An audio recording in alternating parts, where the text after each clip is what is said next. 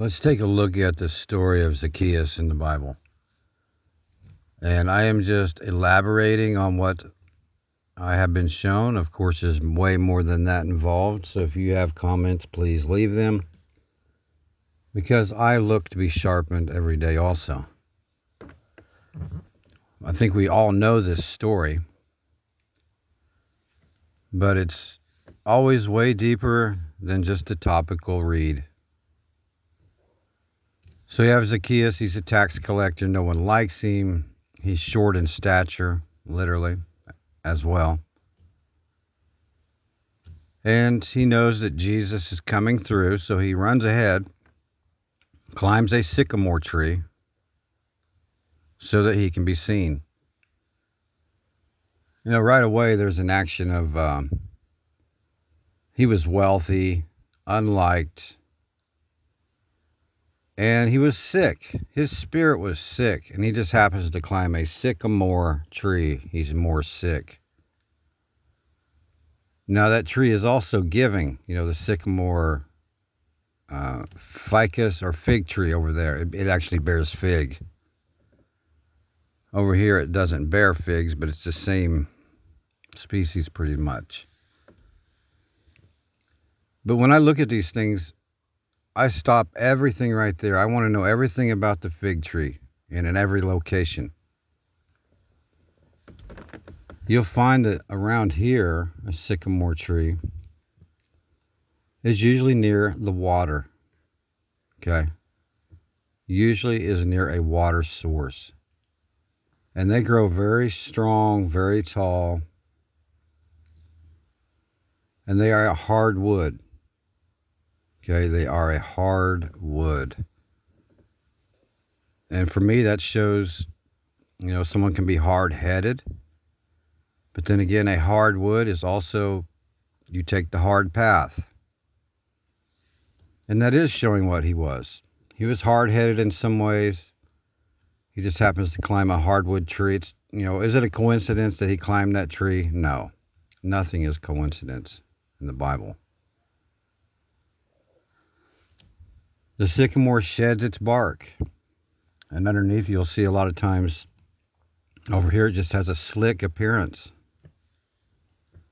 where it has a new skin, okay? For me, that's relating right back into the new wine, into the new skin. That tree was not coincidental. It's very telling, and the more you look into it, the more you uncover in your prayer life and how to look at things deeper. Because the Lord makes there's no accidents when he's talking. Every single thing involved needs to be looked at deeply. The sycamore tree also has a lot of medicinal properties that reflect spiritually how we should be. I'm pretty sure, if I'm recalling correctly, that the Native Americans and other cultures would use the bark to help gain weight. Of course, you want to be healthy in the scriptures and gain weight. Your food. And there's so much more involved just in the tree. And they grow near a water source. I've just always seen that. So Zacchaeus was searching for water, living water. There are other trees that he could have climbed. There were not literally trees that like to live by the water. And they grow very tall. And they are a strong hardwood. So Christ walks by and sees him, calls him down. And he says, I will stay at your house this day, right? Why? Was it completely repented? I think most would lean that direction, but no, he was not. That's why the Lord was going to be with him in his house that day to show him more. Because He said he's going to give 4 times the money back where he cheated. Okay, that's fine. That's great. But it doesn't say he quit his job. That's up to us to keep digging. Excuse me. We were warned in the scriptures not to take part of any money. You have to keep this in mind.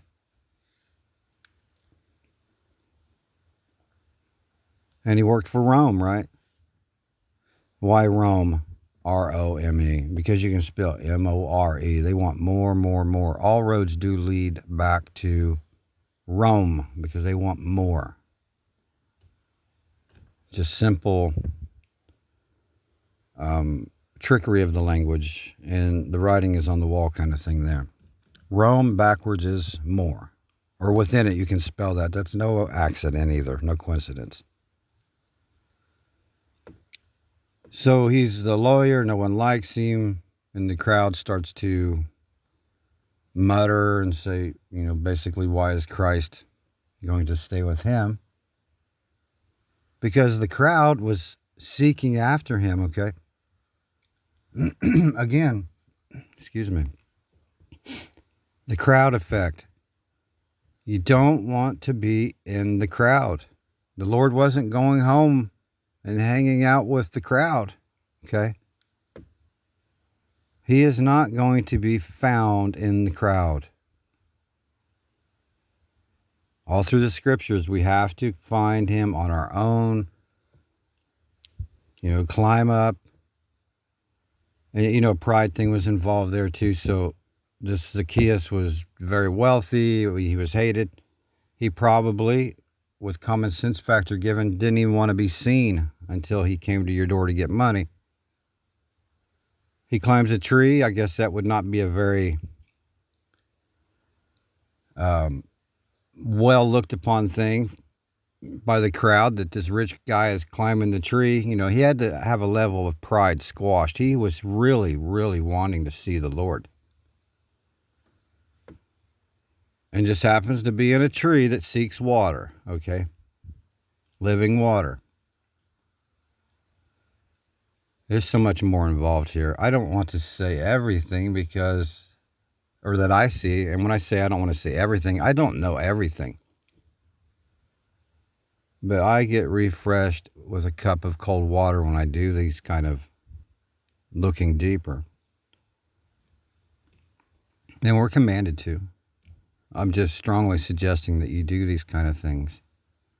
Even within this small story about Zacchaeus, listen to his name. Zacchaeus. The key. Zacchaeus. The key. Okay. The key for us is what was being shown here with Zacchaeus. I would like to say that's just me being clever, but it's not, because I would never try to tamper with the word. We are commanded to dig deep. If we read topically, sure, you're going to get some nourishment, but it's not going to be that deep, deep, cold, refreshing water.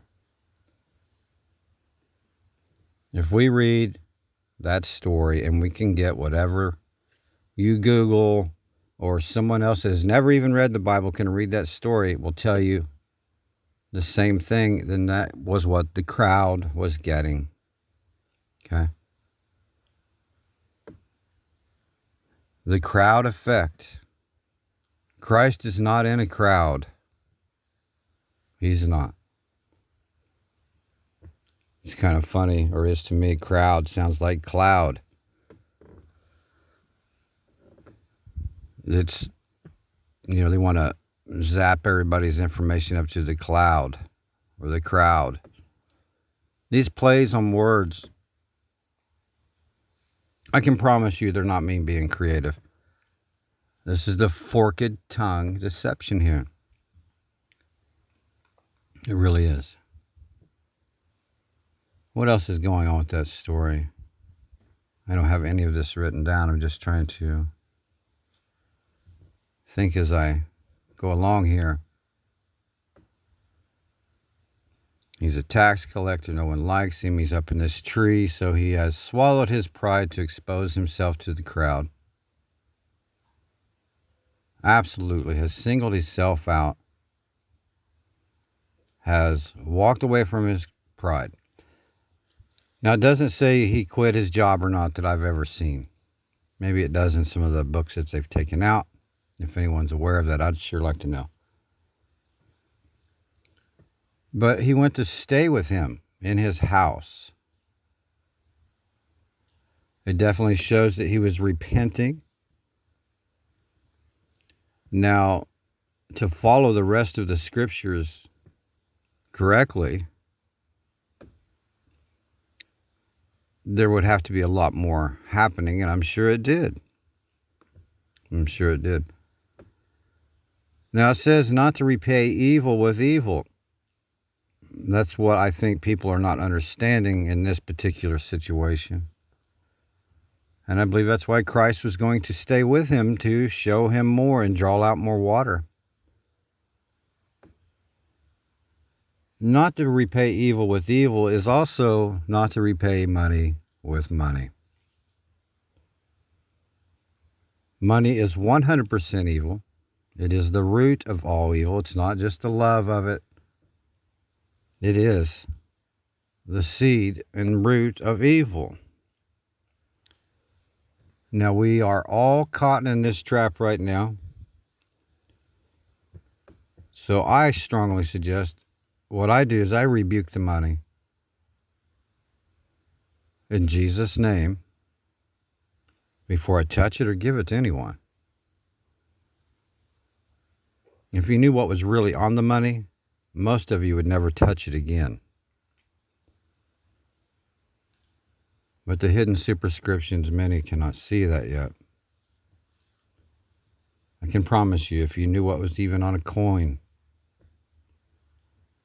it would melt your minds and you would run from it. So at a bare minimum, rebuke it before you touch it and use it. It is the tree of good and evil. What is paper made from? Okay.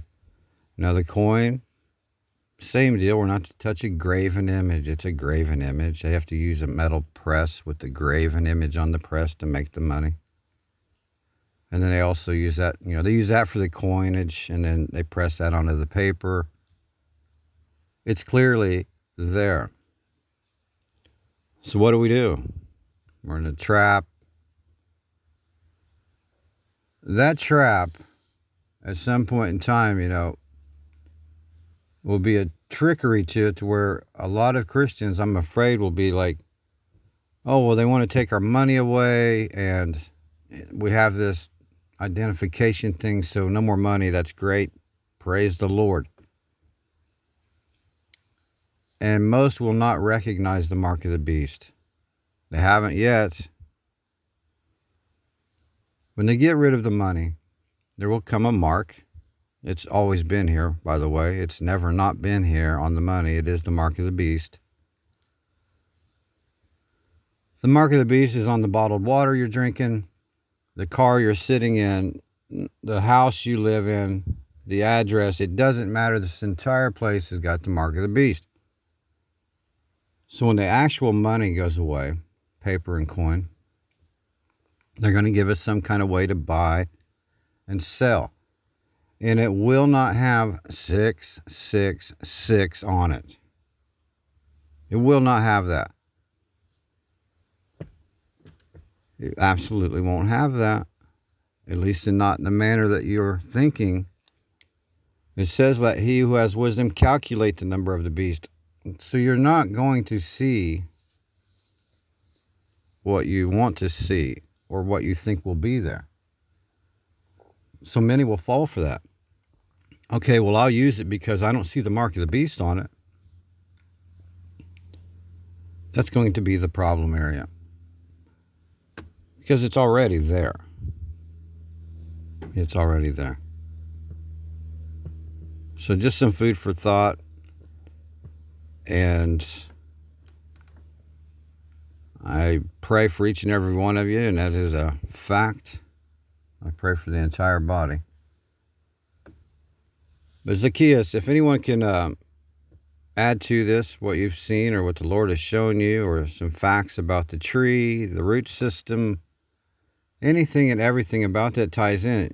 The Lord wasn't just walking around randomly. He knew where that tree would be. He knew that Zacchaeus, this Zacchaeus for us, was there.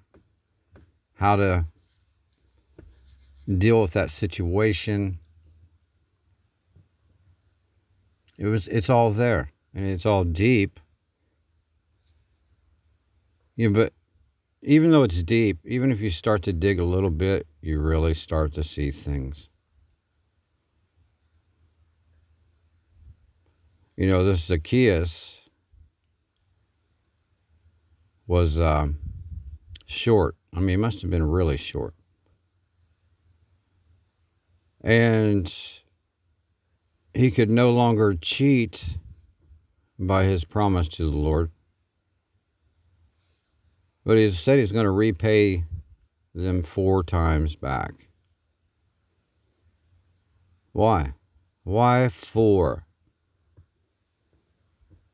Well, each person has a head. It's for their head. He's going to repay them 4 head. Many may not want to acknowledge this, but that was basically telling you that the mark of the forehead is still the money. He's going to pay them back 4-fold. Where's it go? In their hand. It's for their hand. It's for their head. He's going to pay them back 4-fold. 4 times. And I do believe, unless the Lord shows me more and otherwise, that's why he was going to stay with Zacchaeus, to show him the error, even in what he was saying he wanted to do to help repay. Now, can you give money back to someone that needs it? Yes. That doesn't mean that seed is not still planted, that evil seed. Money is 100% evil and wicked. It is not just the love of it. That's just a topical understanding that anyone should be able to grasp. Of course, the love of anything like that would be evil. You have to remember your scriptures. Anything that has hidden meanings, writings, black magic, spells, incantations, anything like that, we were told in the Bible not to even touch it or look upon it, much less use it all day long every day. I'm not grasping at straws here. Every coin on the planet, I withdraw that word, but it is a plan net, okay? It's a net for the plan. Every piece of garbage money on this earth that was ever created is the mark of the beast. And it is covered in spells. That's why Christ said, when he's telling them how stupid they are, when they were worried about, Caesar wants us to give him more money, what should we do? He mocks them instantly. If you understand that Christ mocking all the time, you'll understand deeply, more quickly. They said, Caesar wants us to give him more money. Then what does he say? Well, whose face is on it? He knows. They just told him. Plus, he had been living there for quite some time. He knew whose face was on the coin. So right away, he's mocking them. Just straight out mockery. Then what does he say? Well, whose hidden superscriptions are on it? That is black magic spells. Okay? The things that we are not to take part of, look at, or do anything with, or we are unclean. We're not to touch a graven image, because in the grave you go. That's why it's called grave in. It's in the grave. Then what happens? He says, okay, well then give Caesar what is Caesar's. People overlook this. He did not say give a portion of it to Caesar. He said give Caesar what is Caesar's. You can't give a portion of something back to someone if it's theirs. He said then he'll have nothing on you. Now, if you gave a portion back like they were saying, he still has something on you. You're still within his collection plate. Okay? Now, what do? We're in a predicament here, aren't we? With the money. Pray over it, dismiss it of all of its duties. All of its evil duties, dismiss it, because it's 100% evil. I don't know if Christ told us 100 times or 1,000 times or thousands of times that money is evil. Why do you think Judas was made the money holder? To show us what happens ultimately. You got to feed your families, yourself. You have to have somewhere to live. It's not an easy situation to look at and to address. Right now, my standing on it, and I'm still asking the Lord for more. I absolutely rebuke it in His name, to take away all the duties of money, any spells that are on it. If you think that stuff's not spell covered, you're so sadly mistaken. It's not funny. It doesn't matter if you can help someone out with it or not. I'm not saying don't do that. I'm saying don't think that it's not bad. It's still an evil seed that is being planted. And there will have to come a time when you walk away from the money, you walk away from the phones, you walk away from everyone, and you will have to climb that sycamore tree on your own. You will have to go in the heat of the day like the woman did to the well, continually until the Lord shows up, seeing your earnest diligence, seeking Him alone, not in a crowd. No way, not in a crowd. Too many times in the Bible has He said, or even walked away from the crowds. How many times? Because we are to seek Him. And it's always in the storms of our lives, the battles, the heat of the day, or this little guy climbs a tree. And if you're smaller in stature, it's always harder to climb a tree. I don't care what kind of tree it is. And on top of that, those trees oftentimes shed their bark. It's a slick tree. Okay, it was difficult for Zacchaeus to get up into this tree. Is the whole point. Probably extremely difficult. Even if he had a ladder, once he got up there, if its bark was shedding here and there, it's slick. I'm telling you, I've climbed them. They're slick. So, just some food for thought again this morning. And if you have anything at all, please leave a comment. Iron sharpens iron. And we all want a cup of cold, refreshing water, don't we? Myself included.